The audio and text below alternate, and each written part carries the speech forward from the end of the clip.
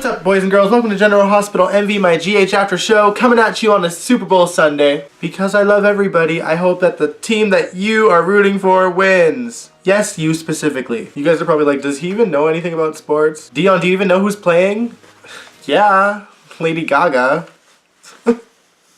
I do watch the Super Bowl. I enjoy the game and the halftime show. But let's talk about General Hospital for now. First of all, Tom Baker's murder was solved. It turns out that it was his brother, Seth Baker. He found out that his brother was still a predator. He saw Tom go after Alexis in the parking lot, and when Alexis dropped a knife, he picked it up and killed his brother. And yes, he's also the one that kidnapped Franco. Much like Alexis dropped the knife, I feel like the writers dropped the ball on the storyline. Taking things back a little bit here, I was actually really excited when I heard that they were going to be bringing in Tom Baker for Elizabeth. I was like, yes, Elizabeth is finally getting her own storyline, a character-driven storyline where she can face her past and show just how far along she's gotten to be as a person, and then that didn't happen. The storyline became all about Franco, to show his growth and his redemption.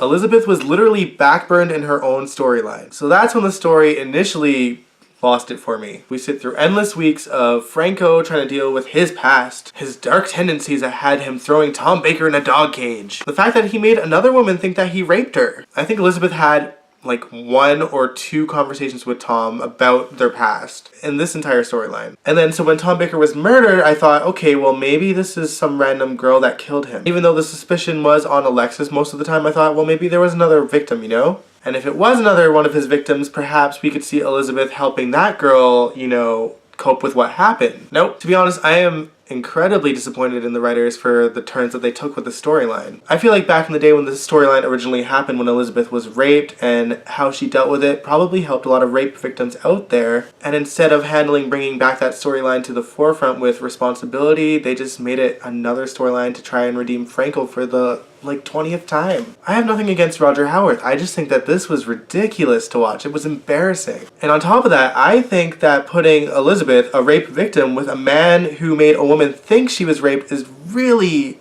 cringeworthy and really irresponsible. Obviously you can tell I am not a Franco and Elizabeth fan, and I'm sorry if you are, but that is what I see. There are Friz fans being like, well, Luke raped Laura and they became the super couple.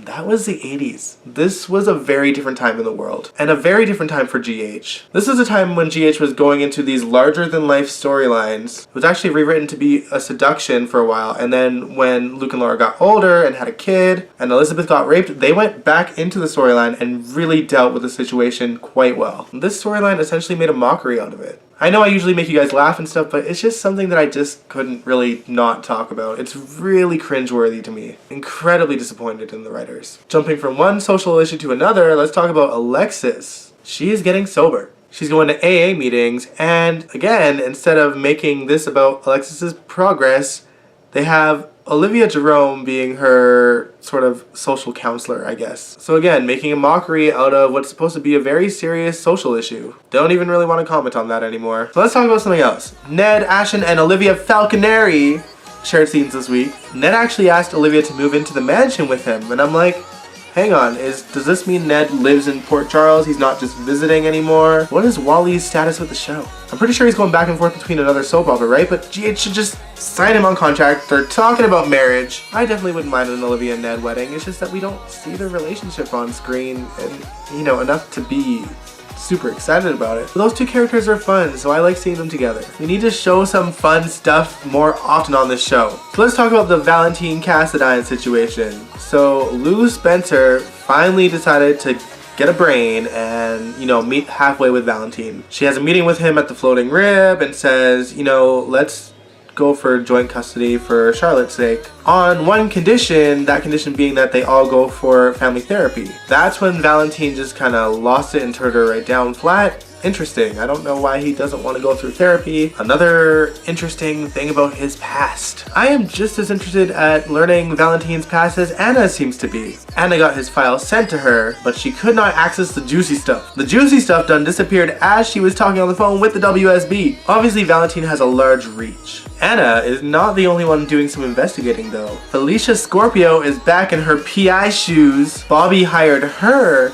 to get some information on Nelle. Felicia used her acting skills and Nelle fell for it hook, line, and sinker. I hope this is a storyline we see on screen, okay? I love me some Bobbie and I love me some Felicia. It's about time they have Felicia doing something other than kind of being there for Maxie. I still want her to be the mayor. Those were hands down my favorite scenes of the week. But on that note, I am going to watch the Super Bowl now, so I will catch you guys next week.